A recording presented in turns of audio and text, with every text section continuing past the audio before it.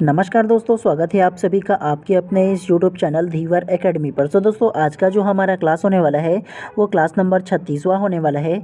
और आज के क्लास का जो हमारा विषय रहने वाला है वो बाल विकास, जिसे आप लोग सीडीपी के नाम से जानते हो। और आज के क्लास का जो हमारा टॉपिक रहने वाला है वो वृद्धि एवं विकास के बारे में जानेंगे। ठीक है, तो सबसे पहले आप लोगों को बता दूँ, क्लास क्रमांक 36वां में ना आप लोगों का वृद्धि और विकास से संबंधित ना जितने भी प्रकार से प्रश्न बन सकते हैं उन तमाम प्रश्नों को हम लोग MCQ के माध्यम से सॉल्व करते हुए चलेंगे। ठीक है, तो सबसे पहले ना मैं आप लोगों को ना सरल तरीके से समझा देता हूँ वृद्धि क्या होता है और विकास क्या होता है, ये थोड़ा सा आप लोगों को समझा देता हूँ। उसके बाद आप लोगों का ना लगभग 30 से 35 हम लोग ना MCQ क्वेश्चन करेंगे, ताकि ना इसमें कितने प्रकार के क्वेश्चन बन सकते हैं उन सारी चीज़ों का हम लोगों का प्रैक्टिस हो जाए। ठीक है, और ये बहुत ही ज़्यादा महत्वपूर्ण टॉपिक है और बहुत लोग इसमें बहुत ज़्यादा कन्फ्यूज़न हो जाते हैं। तो आप लोगों की कन्फ्यूज़न को दूर करने के लिए ना मैं आप लोगों को सबसे पहले ना वृद्धि क्या होता है और विकास क्या होता है सरल तरीके से अपने शब्दों में समझा देता हूँ।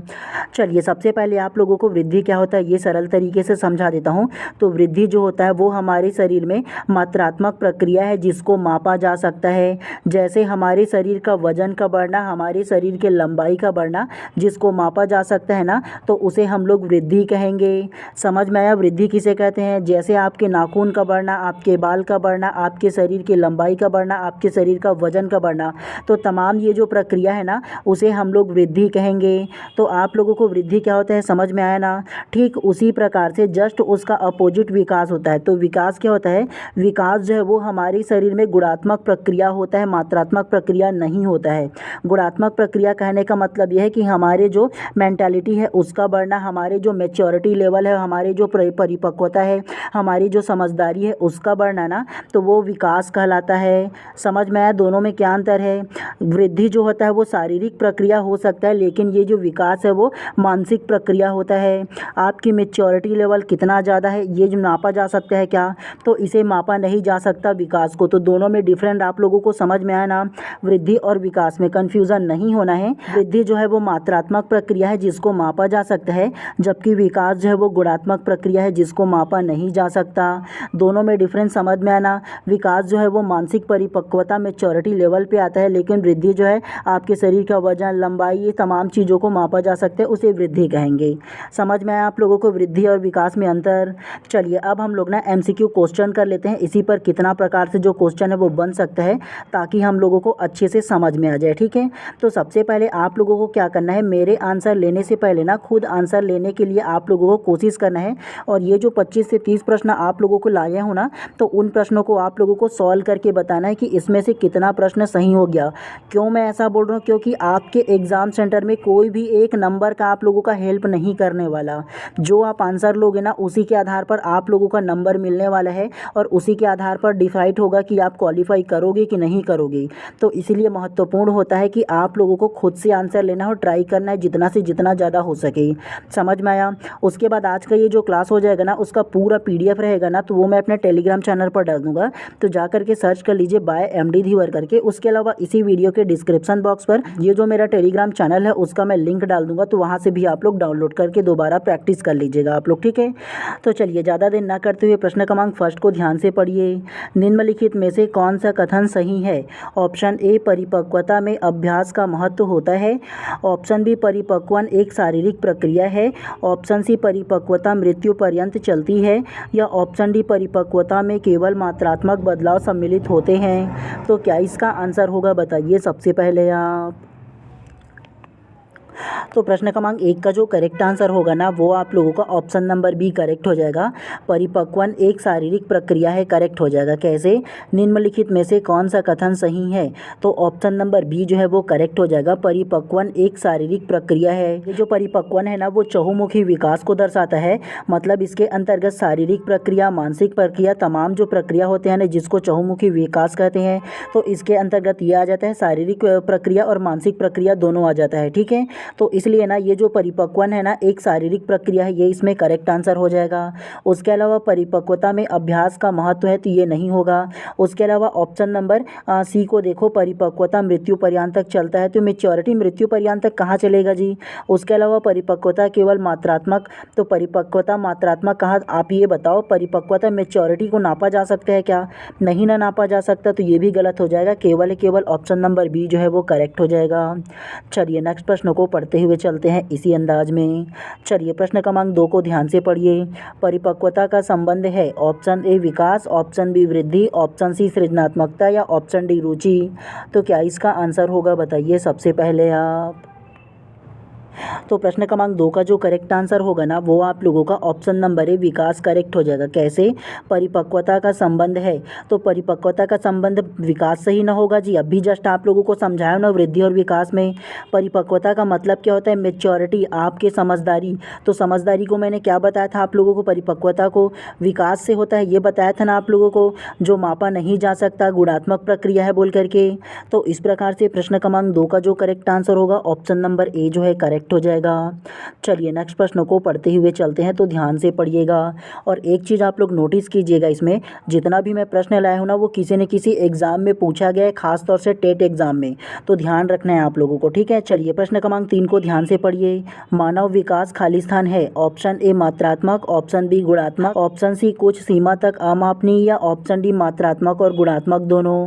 तो क्या इसका आंसर हो सकता है बताइए सबसे पहले आप।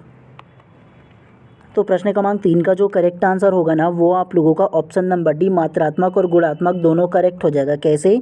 मानव विकास खाली स्थान है तो मानव विकास जो है ना वो मात्रात्मक भी होता है और गुणात्मक भी होता है, मतलब दोनों होता है, ठीक है। मात्रात्मक के अंतर्गत क्या आ जाएगा? वृद्धि आ जाएगा, आपके शरीर का बढ़ना, आपके लंबाई का बढ़ना। और गुणात्मक में क्या आएगा? आपके समझदारी, आपके मैच्योरिटी, आपके परिपक्वता का होना ना, ये क्या आ जाएगा? इसमें मात्रात्मक और गुणात्मक दोनों में आ जाएगा। तो इस प्रकार से प्रश्न क्रमांक 3 का जो करेक्ट आंसर है ना ऑप्शन नंबर डी जो है करेक्ट हो जाएगा। चलिए नेक्स्ट प्रश्न को पढ़ते हुए चलते हैं इसी प्रकार से। चलिए प्रश्न क्रमांक 4 को ध्यान से पढ़िए। विकास खाली स्थान से खाली स्थान की ओर बढ़ता है ऑप्शन ए सामान्य से विशिष्ट, ऑप्शन बी जटिल से कठिन, ऑप्शन सी विशिष्ट से सामान्य या ऑप्शन डी साधारण से आसान। तो क्या इसका आंसर होगा बताइए सबसे पहले आप। तो प्रश्न क्रमांक 4 का जो करेक्ट आंसर होगा ना वो आप लोगों का ऑप्शन नंबर है सामान्य से विशिष्ट करेक्ट हो जाएगा। कैसे? विकास खाली स्थान से खाली स्थान की ओर बढ़ता है तो विकास जो है ना वो सामान्य से विशिष्ट की ओर बढ़ता है, ये चीज़ आप लोगों को नोट करके रखना है, ठीक है। तो इस प्रकार से प्रश्न क्रमांक 4 का जो करेक्ट आंसर होगा ऑप्शन नंबर ए जो है करेक्ट हो जाएगा। चलिए नेक्स्ट प्रश्न को पढ़ते हुए चलते हैं इसी प्रकार से। चलिए प्रश्न क्रमांक 5 को ध्यान से पढ़िए। निम्न में से कौन सा कथन सत्य नहीं है? ऑप्शन ए सीखना व्यवहार परिवर्तन की एक प्रक्रिया है, ऑप्शन बी वृद्धि एक जैविक प्रक्रिया है, ऑप्शन सी विकास एक मात्रात्मक प्रक्रिया है या ऑप्शन डी शिक्षा एक लक्ष्यमुखी प्रक्रिया है। तो क्या इसका आंसर होगा बताइए सबसे पहले आप। तो प्रश्न क्रमांक 5 का जो करेक्ट आंसर होगा ना वो आप लोगों का ऑप्शन नंबर सी करेक्ट हो जाएगा। विकास एक मात्रात्मक प्रक्रिया है, करेक्ट हो जाएगा। कैसे? निम्न में से कौन सा कथन सत्य नहीं है, मतलब जो गलत है उसे पहचानने के लिए बोला है। और आप लोगों को वृद्धि और विकास को समझाया तो उसमें आप लोगों को विकास के बारे में क्या बताया हूँ? विकास जो है वो एक गुणात्मक प्रक्रिया है जी, मात्रात्मक प्रक्रिया नहीं है। मात्रात्मक प्रक्रिया जो है वो वृद्धि है, बताया था ना आप लोगों को अभी जस्ट। तो ये जो कथन है ना वो गलत हो जाएगा, ठीक है। तो इस प्रकार से प्रश्न क्रमांक 5 का जो करेक्ट आंसर है ऑप्शन नंबर सी जो है करेक्ट हो जाएगा। इसीलिए सबसे पहले मैं आप लोगों को समझाया हूँ कि वृद्धि क्या होता है और विकास क्या होता है, बाद में ताकि आप लोग ये ना बोलो कि सर मैंने तो पहले इसको पढ़ा ही नहीं है। तो मैं समझाया हूँ, उसके बाद ही आप लोगों का ये जो MCQ वो करा रहा हूँ ताकि आप लोगों को अच्छे से समझ में आ जाए। चलिए प्रश्न क्रमांक 6 को ध्यान से पढ़िए। विकास की गति एक व्यक्ति से दूसरे में भिन्न होती है किंतु यह एक खालिस्तान नमूने का अनुमान करती है। ऑप्शन ए अव्यवस्थित, ऑप्शन बी अप्रत्याशित, ऑप्शन सी क्रमबद्ध और व्यवस्थित या ऑप्शन डी एड़ी से चोटी। तो क्या इसका आंसर हो सकता है बताइए सबसे पहले आप। तो प्रश्न क्रमांक 6 का जो करेक्ट आंसर है ना वो आप लोगों का ऑप्शन नंबर सी क्रमबद्ध और व्यवस्थित करेक्ट हो जाएगा। कैसे? विकास की गति एक व्यक्ति से दूसरे व्यक्ति में भिन्न होती है किंतु यह एक खालिस्तान नमूने का अनुगमन करती है। तो विकास की जो गति है ना, जो कोई भी दो व्यक्ति में एक समान नहीं होता है, ये आप लोगों को याद रखना है। कोई भी दो व्यक्ति का सेम जगह में अगर जन्म होगा, सेम टाइम में जन्म होगा, फिर भी किसी न किसी प्रकार से उसमें भिन्नता पाया जाता है, एक दूसरे से सेम बिल्कुल भी नहीं होता है, ठीक है। ये चीज़ आप लोगों को याद रखना। और विकास का जो नमूना है ना वो क्रमबद्ध होता है और व्यवस्थित होता है, ये चीज़ आप लोगों को याद रखना है इसके बारे में। चलिए नेक्स्ट प्रश्नों को पढ़ते हुए चलते हैं इसी प्रकार से। चलिए प्रश्न क्रमांक 7 को ध्यान से पढ़िए। विकास शुरू होता है ऑप्शन ए उत्तर बाल्यावस्था से, ऑप्शन बी प्रसव पूर्व अवस्था से, ऑप्शन सी शैशवावस्था से या ऑप्शन डी पूर्व बाल्यावस्था से। तो क्या इसका आंसर होगा बताइए सबसे पहले आप। तो प्रश्न क्रमांक 7 का जो करेक्ट आंसर है ना वो आप लोगों का ऑप्शन नंबर बी प्रसव पूर्व अवस्था से करेक्ट हो जाएगा। कैसे विकास शुरू होता है, तो विकास जो शुरू होता है ना वो प्रसव पूर्व अवस्था से हो जाता है। मतलब एक जो महिला है वो गर्भ धारण करती है ना, तो उसके गर्भ धारण करने के साथ ही ना जो भ्रूण होता है वहीं से विकास शुरू होना शुरू हो जाता है। ठीक है, तो इस प्रकार से प्रश्न क्रमांक 7 का जो करेक्ट आंसर होगा ना ऑप्शन नंबर बी जो है करेक्ट हो जाएगा। महिला के गर्भ धारण करने से ही उसका विकास जो है ना वो शुरू हो जाता है वहीं से, और जीवन पर्यंत तक की चलता रहता है। ठीक है, चलिए नेक्स्ट प्रश्न को पढ़ते हुए चलते हैं इसी प्रकार से। चलिए प्रश्न क्रमांक 8 को ध्यान से पढ़िए कि इस मनोवैज्ञानिक के अनुसार विकास एक सतत और धीमी धीमी प्रक्रिया है। ऑप्शन ए कोलेसेनिक, ऑप्शन बी पियाजे, ऑप्शन सी स्किनर या ऑप्शन डी हरलॉक। तो क्या इसका आंसर होगा बताइए सबसे पहले आप। तो प्रश्न क्रमांक 8 का जो करेक्ट आंसर है ना वो आप लोगों का option number C Skinner correct हो जाएगा। कैसे कि इस मनोवैज्ञानिक के अनुसार विकास एक सतत और धीमी प्रक्रिया है। तो ये जो स्किनर नामक मनोवैज्ञानिक है ना, इनके अनुसार विकास जो है वो एक सतत और धीमी धीमी प्रक्रिया है। ये चीज़ आप लोगों को याद रखना है और नोट करके भी रखना है। ठीक है, ऐसे जो प्रश्न होता है वो पूछा जाता है कई एग्जाम में ऐसे स्टेटमेंट को। तो इस प्रकार से प्रश्न क्रमांक 8 का जो करेक्ट आंसर है ना option number C Skinner correct हो जाएगा। चलिए नेक्स्ट प्रश्नों को पढ़ते हुए चलते हैं इसी अंदाज में। चलिए प्रश्न क्रमांक 9 को ध्यान से पढ़िए। विकास के परिणाम स्वरूप नवीन विशेषताएं और नवीन योग्यताएं प्रकट होती है, यह कथन किसने दिया है। Option A Gesell, option B Hurlock, option C Meredith या ऑप्शन डी डगलस और हॉलैंड। तो क्या इसका आंसर हो सकता है बताइए सबसे पहले आप। तो प्रश्न क्रमांक 9 का जो करेक्ट आंसर है ना वो आप लोगों का option number B Hurlock correct हो जाएगा। कैसे विकास के परिणाम स्वरूप नवीन विशेषताएं और नवीन योग्यताएं प्रकट होती है, यह कथन किसका है। तो ये जो कथन है वो हरलॉक महोदय का है। ये चीज़ आप लोगों को नोट करके रखना है। ठीक है, तो इस प्रकार से प्रश्न क्रमांक 9 का जो करेक्ट आंसर होगा ना ऑप्शन नंबर बी जो है करेक्ट हो जाएगा। चलिए नेक्स्ट प्रश्न को पढ़ते हुए चलते हैं इसी प्रकार से। चलिए प्रश्न क्रमांक 10 को अब ध्यान से पढ़िए। मानव विकास को क्षेत्रों में विभाजित किया जाता है जो है। ऑप्शन ए शारीरिक, संज्ञानात्मक, संवेगात्मक और सामाजिक, ऑप्शन बी संवेगात्मक, संज्ञानात्मक, आध्यात्मिक और सामाजिक मनोवैज्ञानिक, ऑप्शन सी मनोवैज्ञानिक, संज्ञानात्मक, संवेगात्मक और शारीरिक या ऑप्शन डी शारीरिक, आध्यात्मिक, संज्ञानात्मक और सामाजिक। तो क्या इसका आंसर हो सकता है, एटलीस्ट गेस तो कीजिए, फिर विस्तार पूर्वक मैं आप लोगों को इसका आंसर दूंगा। तो प्रश्न क्रमांक 10 का जो करेक्ट आंसर होगा ना वो आप लोगों का ऑप्शन नंबर ए जो है करेक्ट हो जाएगा। शारीरिक, संज्ञानात्मक, संवेगात्मक और सामाजिक करेक्ट हो जाएगा। कैसे मानव विकास को क्षेत्रों में विभाजित किया जाता है जो है। तो आप लोगों को सबसे पहले बता दूं मानव विकास को ना कुल 4 भागों में विभक्त किया गया है। कौन कौन सा, तो सबसे पहला शारीरिक, दूसरा संज्ञानात्मक, तीसरा संवेगात्मक और चौथा सामाजिक। इन चारों को आप लोगों को नोट करके रखना है। ठीक है, पूछा जाता है ऐसे प्रश्न। तो प्रश्न क्रमांक 10 का जो करेक्ट आंसर होगा ना ऑप्शन नंबर ए जो है करेक्ट हो जाएगा। चलिए नेक्स्ट प्रश्न को पढ़ते हुए चलते हैं इसी प्रकार से। चलिए प्रश्न क्रमांक 11 को ध्यान से पढ़िए। निम्नलिखित में से कौन विकास के व्यापक आयामों की सही पहचान करता है। ऑप्शन ए शारीरिक, व्यक्तित्व, आध्यात्मिक एवं संवेगात्मक, ऑप्शन बी सामाजिक, शारीरिक, व्यक्तित्व, स्व, ऑप्शन सी शारीरिक, संज्ञानात्मक, सामाजिक और संवेगात्मक या ऑप्शन डी संवेगात्मक, बौद्धिक, आध्यात्मक एवं स्व। तो क्या इसका आंसर हो सकता है बताइए सबसे पहले आप। तो प्रश्न क्रमांक 11 का जो करेक्ट आंसर होगा ना वो आप लोगों का ऑप्शन नंबर सी जो है करेक्ट हो जाएगा। शारीरिक, संज्ञानात्मक, सामाजिक और संवेगात्मक करेक्ट हो जाएगा। कैसे ये जो प्रश्न है ना वो सेम टू सेम प्रश्न क्रमांक 10 की तरह है, लेकिन थोड़ा सा इसको घुमा करके पूछ दिया है। कैसे, तो निम्नलिखित में से कौन विकास के व्यापक आयामों को सही पहचान करता है।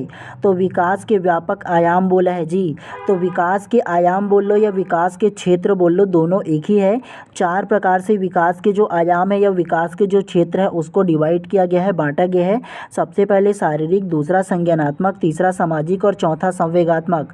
तो इन चारों को आप लोगों को तभी मैं बोला था नोट करके रखना है, ठीक है।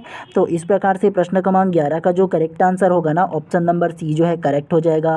और आप लोगों से ना केवल एक ही हम्बल रिक्वेस्ट रहेगा, अगर आप लोग चैनल पे नए होंगे ना तो चैनल को सब्सक्राइब कर लीजिएगा जी। आप जब चैनल को सब्सक्राइब करते हो ना तो मेरे को मोटिवेशन मिलता है कि मैं आप लोगों को ना एक दिन में 2 से 3 क्लास लाने की कम से कम कोशिश करूं, क्योंकि आप लोगों का एग्ज़ाम अब बहुत जल्द आने वाला है। पता है ना, 1 फरवरी को आप लोगों का एग्ज़ाम है, तो जितना से जितना ज़्यादा हो सके मैराथन लाऊं। तो इसीलिए ना मेरे को मोटिवेट करने के लिए बिल्कुल आप लोग चैनल को सब्सक्राइब कर सकते हो। चलिए प्रश्न क्रमांक 12 को ध्यान से पढ़िए। शारीरिक विकास का क्षेत्र है, ऑप्शन ए स्नायुमंडल, ऑप्शन बी मांसपेशियों की वृद्धि, ऑप्शन सी एंडोक्राइन ग्लैंड्स या ऑप्शन डी ये सभी। तो क्या इसका आंसर हो सकता है, बताइए सबसे पहले आप। तो प्रश्न क्रमांक 12 का जो करेक्ट आंसर है ना वो आप लोगों का ऑप्शन नंबर डी ये सभी करेक्ट हो जाएगा। कैसे? शारीरिक विकास का क्षेत्र है, तो शारीरिक विकास का जो क्षेत्र है ना वो स्नायुमंडल हो जाएगा, मांसपेशियों में वृद्धि भी हो जाएगा और एंडोक्राइन ग्लैंड्स भी हो जाएगा। तो इस प्रकार से प्रश्न क्रमांक 12 का जो करेक्ट आंसर है ना ऑप्शन नंबर डी जो है करेक्ट हो जाएगा। चलिए नेक्स्ट प्रश्न को पढ़ते हुए चलते हैं इसी प्रकार से। चलिए प्रश्न क्रमांक 13 को ध्यान से पढ़िए। शारीरिक विकास का क्षेत्र है, ऑप्शन ए स्नायुमंडल, ऑप्शन बी स्मृति, ऑप्शन सी अभिप्रेरणा या ऑप्शन डी समायोजन। तो क्या इसका आंसर हो सकता है, बताइए सबसे पहले आप। तो प्रश्न क्रमांक 13 का जो करेक्ट आंसर है ना वो आप लोगों का ऑप्शन नंबर ए स्नायुमंडल करेक्ट हो जाएगा। कैसे? शारीरिक विकास का क्षेत्र है, तो शारीरिक विकास का जो क्षेत्र है ना वो स्नायुमंडल हो जाएगा और स्नायुमंडल के अंतर्गत मांसपेशियां समस्त जो क्षेत्र होता है ना शरीर के, वो सारे क्षेत्र स्नायुमंडल के अंतर्गत आ जाता है। तो इस प्रकार से प्रश्न क्रमांक 13 का जो करेक्ट आंसर होगा ना ऑप्शन नंबर ए स्नायुमंडल करेक्ट हो जाएगा। चलिए नेक्स्ट प्रश्न को पढ़ते हुए चलते हैं इसी प्रकार से। चलिए प्रश्न क्रमांक 14 को ध्यान से पढ़िए। शरीर के आकार में वृद्धि होती है क्योंकि, ऑप्शन ए शारीरिक और गत्यात्मक विकास, ऑप्शन बी संवेगात्मक विकास, ऑप्शन सी संज्ञानात्मक विकास या ऑप्शन डी नैतिक विकास। तो क्या इसका आंसर हो सकता है, बताइए सबसे पहले आप। तो प्रश्न क्रमांक 14 का जो करेक्ट आंसर होगा ना वो आप लोगों का ऑप्शन नंबर ही करेक्ट हो जाएगा, शारीरिक और गत्यात्मक विकास करेक्ट हो जाएगा। कैसे? शरीर के आकार में वृद्धि होती है क्योंकि, तो शरीर के आकार में वृद्धि का जो कारण होता है ना वो शारीरिक और गत्यात्मक विकास के कारण होता है। तो ये चीज़ आप लोगों को याद रखना है। तो इस प्रकार से प्रश्न क्रमांक 14 का जो करेक्ट आंसर होगा ना ऑप्शन नंबर ए जो है करेक्ट हो जाएगा। और गत्यात्मक विकास का जो मतलब होता है ना, तो एक जो बालक है ना किस प्रकार से अपना जो सिर है वो उठाता है, धीरे धीरे किसी खिलौने को पकड़ना सीखता है, वो धीरे धीरे फिर घिसल घिसल कर रेंगना चलता है, फिर एक दिन धीरे धीरे क्या होता है पैदल चलना सीखता है। तो इस प्रकार की जो विकास होता है ना उसे गत्यात्मक विकास कहते हैं, ठीक है। तो ये चीज़ आप लोगों को याद रखना है। चलिए नेक्स्ट प्रश्न को पढ़ते हुए चलते हैं इसी प्रकार से। चलिए प्रश्न क्रमांक 15 को ध्यान से पढ़िए। बच्चे की वृद्धि मुख्यतः संबंधित है, ऑप्शन ए सामाजिक विकास से, ऑप्शन बी शारीरिक विकास से, ऑप्शन सी नैतिक विकास से या ऑप्शन डी भावात्मक विकास से। तो क्या इसका आंसर हो सकता है, बताइए सबसे पहले आप। तो प्रश्न क्रमांक 15 का जो करेक्ट आंसर है ना वो आप लोगों का ऑप्शन नंबर बी शारीरिक विकास से करेक्ट हो जाएगा। कैसे? बच्चे की वृद्धि मुख्यतः संबंधित है, तो बच्चे की जो वृद्धि है ना वो शारीरिक विकास से संबंधित है, ये आप लोगों को याद रखना है। और मैंने आप लोगों को शुरुआती में ही बताया था ना वृद्धि क्या होता है इसके बारे में। तो वृद्धि जो है वो शारीरिक विकास ना होता है, जी हाँ, आपकी लंबाई का बढ़ना, आपकी हाइट का बढ़ना, आपके वजन का बढ़ना, ये तमाम चीज़ वृद्धि में आ जाएगा और वृद्धि जो है वो शारीरिक विकास होगा ना जी। तो इस प्रकार से प्रश्न क्रमांक 15 का जो करेक्ट आंसर है ना ऑप्शन नंबर बी जो है करेक्ट हो जाएगा। चलिए नेक्स्ट को पढ़ते हुए चलते हैं इसी प्रकार से। चलिए प्रश्न क्रमांक 16 को ध्यान से पढ़िए। निम्न में से कौन सा वृद्धि और विकास का प्रथम चरण है, ऑप्शन ए शारीरिक विकास, ऑप्शन बी सामाजिक विकास, ऑप्शन सी नैतिक विकास या ऑप्शन डी मानसिक विकास। तो क्या इसका आंसर होगा, बताइए सबसे पहले आप। तो प्रश्न क्रमांक 16 का जो करेक्ट आंसर है ना वो आप लोगों का ऑप्शन नंबर ही शारीरिक विकास करेक्ट हो जाएगा। कैसे? निम्न में से कौन सा वृद्धि और विकास का प्रथम चरण है, तो वृद्धि और विकास का जो प्रथम चरण है वो शारीरिक विकास होना होगा, जी हाँ। एक जो बालक जब जन्म लेता है तो जन्म लेने से पहले उसका शारीरिक विकास ही ना होता है, गर्भावस्था में जब रहता है बालक तभी ना सबसे पहला उसका शारीरिक विकास होगा, तभी ना वो हुष्ट पुष्ट और स्वस्थ आएगा। तो इस प्रकार से प्रश्न क्रमांक 16 का जो करेक्ट आंसर होगा ना ऑप्शन नंबर ही शारीरिक विकास सबसे फर्स्ट में होता है। तो ये चीज़ आप लोगों को याद रखना है, ठीक है। चलिए नेक्स्ट प्रश्न को पढ़ते हुए चलते हैं इसी प्रकार से। चलिए प्रश्न क्रमांक 17 को पढ़ते हैं। उससे पहले आप लोगों के लिए ना एक सूचना है, ध्यान से सुनिएगा। अगर आप लोगों के मन में किसी प्रकार का सवाल हो जिसके लिए आप लोग चाहते हो कि मैं अपना पर्सनल नंबर आप लोगों को सजेस्ट करूं, ताकि आप लोग मेरे से डायरेक्टली ना कांटेक्ट करके किसी भी प्रकार की अगर सजेशन लेना चाहो तो वो ले सकते हो, या किसी भी प्रकार के अगर सवाल हो तो वो पूछ सकते हो। तो इसके लिए आप लोगों को क्या करना है, सबसे पहले आप लोग ना इंस्टाग्राम पर जाइए और सर्च कीजिए बाय MD धीवर करके। वहाँ पर आप लोगों को मेरा प्रोफाइल मिलेगा और मेरे प्रोफाइल के कमेंट बॉक्स में ना जा करके कमेंट कीजिए कि सर आप अपना नंबर दीजिए बोल करके। तो सबसे पहले मैं अपने फ़ोनपे का नंबर दे दूँगा और उस फ़ोनपे के नंबर पे ना आप लोगों को केवल 200 फ़ोनपे करना है, और उसके बाद ना मेरा जो पर्सनल नंबर है वो आप लोगों को मैं सजेस्ट कर दूँगा। और ये जो रिक्वायरमेंट है ना केवल विशेष व्यक्तियों के लिए रखा हूँ मैं, जिनको विशेष प्रकार की ना जो सजेशन की आवश्यकता है उनके लिए रखा हूँ, ठीक है। और मैं चाहूँ ना तो फ्री ऑफ कॉस्ट में भी आप लोगों को मेरा नंबर दे सकता हूँ, लेकिन क्या है ना छोटे छोटे सवाल के लिए बार बार लोग फ़ोन करेंगे ना, तो ये जो छोटा सा रिक्वायरमेंट है वो मैं रखा हूँ, ठीक है। लेना ना लेना आप लोगों के ऊपर है, लेकिन एक बार सोचिएगा ज़रूर। चलिए अब हम लोग ना पढ़ने के ऊपर फोकस करते हैं, तो ध्यानपूर्वक, ठीक है। चलिए प्रश्न क्रमांक 17 को ध्यान से पढ़िए। निम्नलिखित में से कौन सा कथन सही नहीं है? ऑप्शन ए, वृद्धि एवं विकास दो अलग आयाम हैं। ऑप्शन बी, वृद्धि जीवन पर्यंत चलती है। ऑप्शन सी, वृद्धि विकास की प्रक्रिया का ही एक भाग है। या ऑप्शन डी, विकास सतत प्रक्रिया है। तो क्या इसका आंसर होगा, बताइए सबसे पहले आप। तो प्रश्न क्रमांक 17 को ना मैं आप लोगों के लिए ना होमवर्क के तौर पे छोड़ देता हूँ। और एक चीज़ बता दूँ, इसमें ना ये जो ABC करके ना इस तीनों में से एक ही आंसर करेक्ट होगा, ठीक है। डी को केवल इसलिए बता देता हूँ, विकास एक सतत प्रक्रिया है, तो ये करेक्ट हो जाएगा। और प्रश्न क्रमांक 17 में क्या बोला है, निम्न में से कौन सा कथन सही नहीं है बोला है। तो इन तीनों ऑप्शन में से ना एक इसमें करेक्ट आंसर होगा, ठीक है। तो आप लोग ना कमेंट करके ज़रूर बताइएगा कि प्रश्न क्रमांक 17 का क्या आंसर होगा। अगर सही आंसर दोगे ना तो मैं हाँ बोलूँगा, और गलत आंसर दोगे तो आप लोगों को करेक्ट कर दूँगा, ठीक है। तो आप लोग ज़रूर कमेंट करके बताइएगा कि क्या इसका आंसर होगा। आप लोगों के लिए ना होमवर्क के तौर पे छोड़ दिया हूँ मैं, ठीक है। ध्यान से पढ़िएगा और बताइएगा क्या इसका आंसर होगा। चलिए प्रश्न क्रमांक 18 को ध्यान से पढ़िए। विकास में वृद्धि से तात्पर्य है। ऑप्शन ए, ज्ञान में वृद्धि। ऑप्शन बी, संवेग में वृद्धि। ऑप्शन सी, वजन में वृद्धि। या ऑप्शन डी, आकार, सोच, समझ, कौशल में वृद्धि। तो क्या इसका आंसर होगा, बताइए सबसे पहले।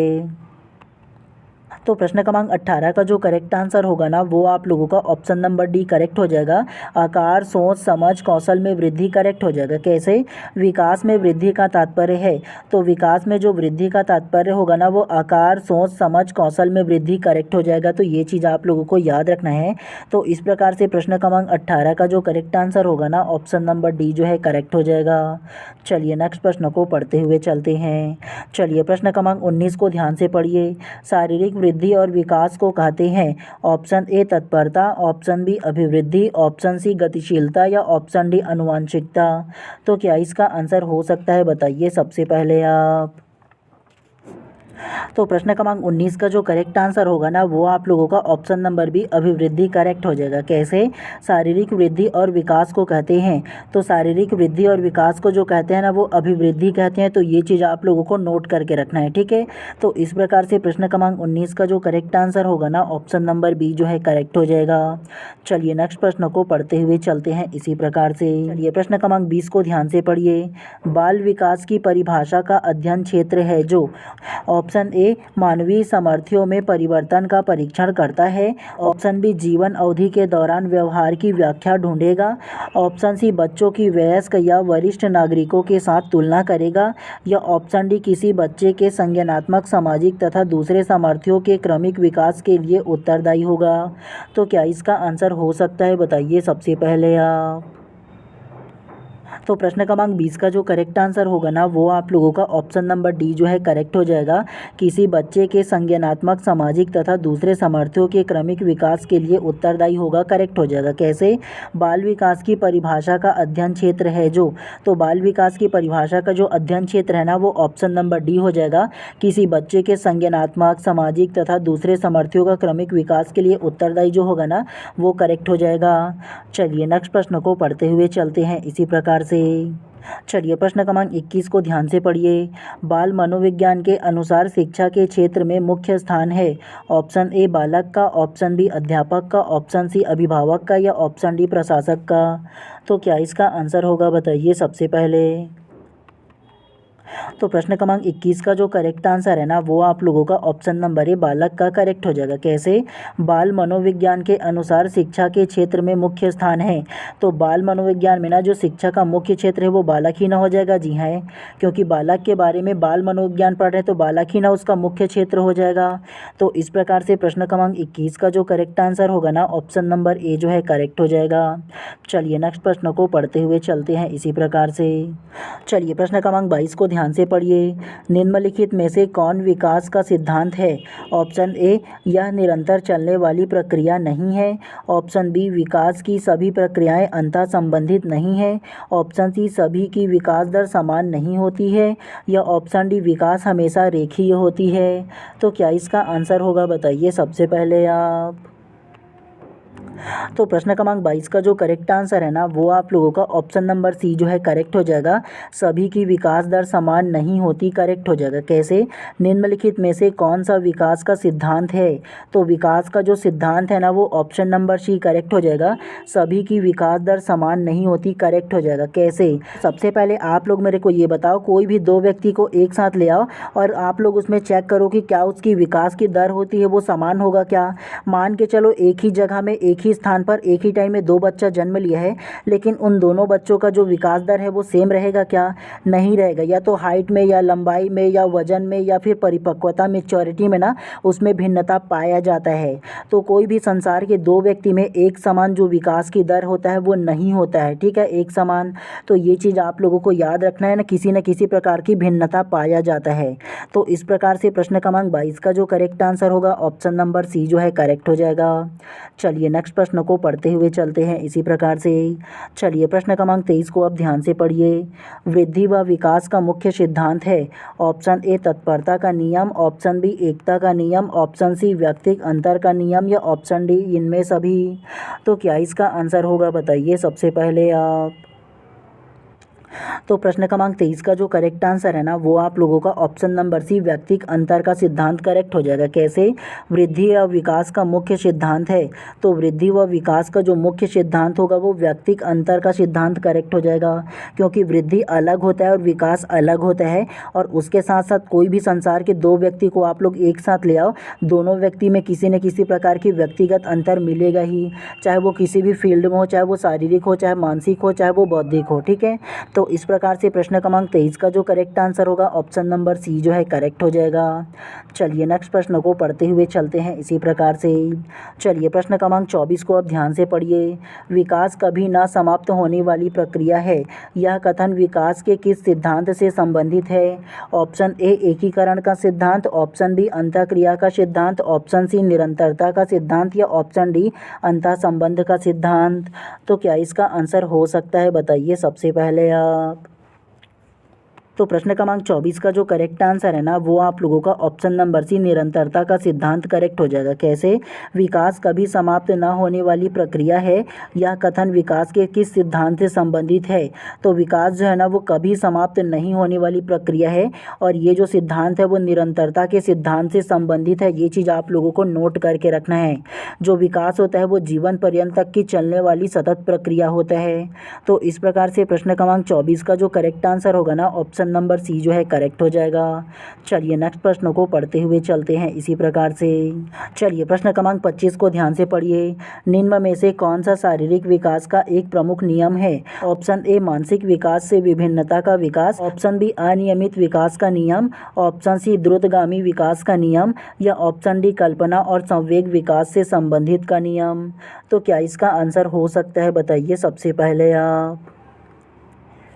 तो प्रश्न क्रमांक 25 का जो करेक्ट आंसर है ना वो आप लोगों का ऑप्शन नंबर जो सी है वो करेक्ट हो जाएगा। द्रुतगामी विकास का नियम करेक्ट हो जाएगा। कैसे? निम्न में से कौन सा शारीरिक विकास का एक प्रमुख नियम है? तो शारीरिक विकास का एक जो प्रमुख नियम है ना वो द्रुतगामी विकास का नियम करेक्ट हो जाएगा। और द्रुतगामी विकास का जो नियम होता है ना वो शारीरिक विकास का एक प्रमुख नियम होता है। जो बाल्यावस्था में बच्चों का जो शरीर होता है ना वो अत्यंत तीव्र गति से विकसित होता है। तो इस प्रकार से प्रश्न क्रमांक 25 का जो करेक्ट आंसर होगा ऑप्शन नंबर सी जो है करेक्ट हो जाएगा। चलिए नेक्स्ट प्रश्न को पढ़ते हुए चलते हैं इसी प्रकार से। चलिए प्रश्न क्रमांक 26 को ध्यान से पढ़िए। निम्नलिखित में से कौन सा वृद्धि और विकास के सिद्धांत से संबंधित नहीं है? ऑप्शन ए निरंतरता का सिद्धांत, ऑप्शन बी वर्गीकरण का सिद्धांत, ऑप्शन सी समन्वयक का सिद्धांत या ऑप्शन डी व्यक्तिकता का सिद्धांत। तो क्या इसका आंसर हो सकता है बताइए सबसे पहले आप। प्रश्न क्रमांक 26 का जो करेक्ट आंसर होगा ना वो आप लोगों का ऑप्शन नंबर बी वर्गीकरण का सिद्धांत करेक्ट हो जाएगा। कैसे? निम्नलिखित में से कौन सा वृद्धि और विकास का सिद्धांत से संबंधित नहीं है? तो वृद्धि और विकास के सिद्धांत से जो संबंधित नहीं है ना वो ऑप्शन नंबर बी वर्गीकरण का सिद्धांत करेक्ट हो जाएगा। तो इस प्रकार से प्रश्न क्रमांक 26 का जो करेक्ट आंसर है ऑप्शन नंबर बी जो है करेक्ट हो जाएगा। चलिए नेक्स्ट प्रश्न को पढ़ते हुए चलते हैं इसी प्रकार से। चलिए प्रश्न क्रमांक 27 को ध्यान से पढ़िए। इनमें से कौन सा विकास का एक सिद्धांत नहीं है? ऑप्शन ए विकास संशोधन योग्य होता है, ऑप्शन बी विकास केवल संस्कृति से शासित और निर्धारित होता है, ऑप्शन सी विकास जीवन पर्यंत होता है या ऑप्शन डी विकास वंशानुक्रम और पर्यावरण दोनों से प्रभावित होता है। तो क्या इसका आंसर हो सकता है बताइए सबसे पहले आप। तो प्रश्न क्रमांक 27 का जो करेक्ट आंसर है ना वो आप लोगों का ऑप्शन नंबर बी करेक्ट हो जाएगा। विकास केवल संस्कृति से शासित और निर्धारित होता है करेक्ट हो जाएगा। कैसे? इनमें से कौन सा विकास का एक सिद्धांत नहीं है बोला है जी। तो विकास का जो सिद्धांत नहीं है वो ऑप्शन नंबर बी हो जाएगा। विकास केवल संस्कृति से शासित और निर्धारित होता है करेक्ट हो जाएगा। और एक चीज़ आप लोग हमेशा याद रखना, बाल विकास में अगर प्रश्न निगेटिव बोला है तो आप लोगों को आंसर भी निगेटिव लेना है। क्यों? क्योंकि देखो प्रश्न में निगेटिव बोला है ना तो आप लोगों को आंसर भी ऑप्शन नंबर बी जो है ना वो निगेटिव आंसर भी हो जाएगा। कैसे? तो ये जो केवल जो शब्द बोला है ना केवल ये निगेटिव में आता है, ये आप लोगों को नोट करके रखना है। केवल जो होता है उपयुक्त ये होता है, या उसके अलावा बच्चों को मारने पीटने वाले या दंड देने वाली जो बात होता है ना या नहीं वाली जो शब्द रहेगा वो तमाम जो शब्द है ना वो निगेटिव शब्द रहता है। और अगर प्रश्न निगेटिव बोला है तो आंसर भी आप लोगों को निगेटिव ही लेना है, ये आप लोगों को ध्यान रखना है। ठीक है, उसके अलावा एक चीज़ बता दूं, अगर प्रश्न पॉजिटिव बोला है ना तो हमेशा आप लोगों को आंसर पॉजिटिव लेना है। और बच्चों पे आप लोगों का ना किसी भी प्रकार से दोषारोपण वगैरह नहीं लगाना है, ये आप लोग याद रखिएगा। बच्चे कभी भी गलत नहीं होते, बच्चे कभी भी बुरे भी नहीं होते हैं। तो ऐसे प्रश्न का आंसर लेने से बचिएगा, ऐसे ऑप्शन को लेने से बचिएगा जो बच्चों को बुरा भला कहे या दंड देने की बात कहे। तो ऐसे से आप लोग आंसर लेने से बचिएगा। ठीक है, तभी आप लोग अच्छे से जो CDP का जो प्रश्न है ना उसे सॉल्व कर पाओगे। चलिए प्रश्न क्रमांक 28 को ध्यान से पढ़िए। निम्नलिखित में से कौन सा विकास का सिद्धांत नहीं है? ऑप्शन ए विकास जीवन पर्यंत होता है, ऑप्शन बी विकास परिवर्त्य होता है, ऑप्शन सी विकास आनुवंशिकता एवं पर्यावरण दोनों के द्वारा प्रभावित होता है या ऑप्शन डी विकास सार्वभौमिक है तथा सांस्कृतिक संदर्भों में इसे प्रभावित नहीं करते। तो क्या इसका आंसर हो सकता है बताइए सबसे पहले आप। तो प्रश्न क्रमांक 28 का जो करेक्ट आंसर है ना वो आप लोगों का ऑप्शन नंबर डी करेक्ट हो जाएगा। विकास सार्वभौमिक होता है तथा सांस्कृतिक संदर्भ इसे प्रभावित नहीं करते करेक्ट हो जाएगा। कैसे? निम्नलिखित में से कौन सा विकास का सिद्धांत नहीं है? आप लोगों को जस्ट प्रश्न क्रमांक 27 में बताया था ना कि अगर प्रश्न निगेटिव बोला है तो आंसर भी आप लोगों को निगेटिव लेना है, बताया था ना आप लोगों को। तो इस प्रकार से प्रश्न क्रमांक 28 का जो करेक्ट आंसर होगा ऑप्शन नंबर डी जो है करेक्ट हो जाएगा। चलिए नेक्स्ट प्रश्न को पढ़ते हुए चलते हैं इसी प्रकार से। चलिए प्रश्न क्रमांक 29 को ध्यान से पढ़िए। निम्नलिखित में से कौन सा विकास का सिद्धांत है? ऑप्शन ए सभी की विकास दर समान नहीं होती है, ऑप्शन बी विकास हमेशा रेखीय होता है, ऑप्शन सी यह निरंतर चलने वाली प्रक्रिया है या ऑप्शन डी विकास की सभी प्रक्रियाएं अंतः संबंधित नहीं हैं। तो क्या इसका आंसर हो सकता है बताइए सबसे पहले आप। तो प्रश्न क्रमांक 29 का जो करेक्ट आंसर है ना वो आप लोगों का ऑप्शन नंबर ए जो है करेक्ट हो जाएगा। सभी की विकास दर समान नहीं होती, करेक्ट हो जाएगा। कैसे? निम्नलिखित में से कौन सा विकास का सिद्धांत है? तो विकास का सिद्धांत ऑप्शन नंबर ए ही ना हो जाएगा जी, सभी की विकास दर समान नहीं होता। कोई भी आप लोग संसार के दो व्यक्ति को उठा करके ले आओ और जहाँ उसका जन्म एक जगह हो, एक समान हो और एक ही टाइम में हो, फिर भी जो दोनों व्यक्ति में ना पर्याप्त अंतर पाया जाता है, चाहे वो शारीरिक में हो, मानसिक में हो, बौद्धिक में हो, चहुमुखी उसके किसी भी प्रकार के विकास के क्षेत्र में हो, कोई ना कोई अंतर सभी बालक में पाया जाता है। कोई भी दो बालक एक समान बिल्कुल नहीं होता, बताया था ना आप लोगों को। तो सेम इसमें यही बोला गया है कि विकास का जो सिद्धांत है ना वो सभी के विकास दर जो होता है वो समान नहीं होता है। तो यही करेक्ट आंसर हो जाएगा इसका। चलिए नेक्स्ट प्रश्न को पढ़ते हुए चलते हैं इसी प्रकार से। चलिए प्रश्न क्रमांक 30 को ध्यान से पढ़िए। बच्चे के विकास के सिद्धांतों को समझना शिक्षक की सहायता करता है। ऑप्शन ए, शिक्षार्थियों को क्यों पढ़ना चाहिए यह औचित्य स्थापित करने में। ऑप्शन बी, शिक्षार्थियों की भिन्न अधिगम शैलियों को प्रभावी रूप से संबोधित करने में। ऑप्शन सी, शिक्षार्थी के सामाजिक स्तर को पहचानने में। या ऑप्शन डी, शिक्षार्थी के आर्थिक पृष्ठभूमि को पहचानने में। तो क्या इसका आंसर हो सकता है, बताइए सबसे पहले आप। तो प्रश्न क्रमांक 30 का जो करेक्ट आंसर होगा ना वो आप लोगों का ऑप्शन नंबर बी करेक्ट हो जाएगा। शिक्षार्थियों की विभिन्न अधिगम शैलियों को प्रभावी रूप से संबोधित करने में करेक्ट हो जाएगा। कैसे? बच्चे के विकास के सिद्धांत को समझना शिक्षक की सहायता करता है। तो बच्चे की जो विकास का सिद्धांत है उसको समझने के लिए जो शिक्षक का सिद्धांत करता है ना वो ऑप्शन नंबर बी जो है वो करेक्ट हो जाएगा। तो चलिए आज की इस क्लास को यहीं पर समाप्त करते हैं। और अगर आप लोग चैनल पर नए होंगे तो चैनल को सब्सक्राइब कर देना और बेल आइकन को दबा देना, ताकि इसी प्रकार से जब भी मैं क्लास लाऊँ ना तो प्रॉपर टाइम पे आप लोगों को उसका नोटिफिकेशन मिले। तो इसीलिए ज़्यादा ज़रूरी कि आप चैनल को सब्सक्राइब कर दो, ठीक है। चलिए इसी उम्मीद के साथ ना आप चैनल को सब्सक्राइब करोगे, आप बढ़िया सा पढ़ते रहिए और आपका दिन शुभ एवं मंगलमय हो।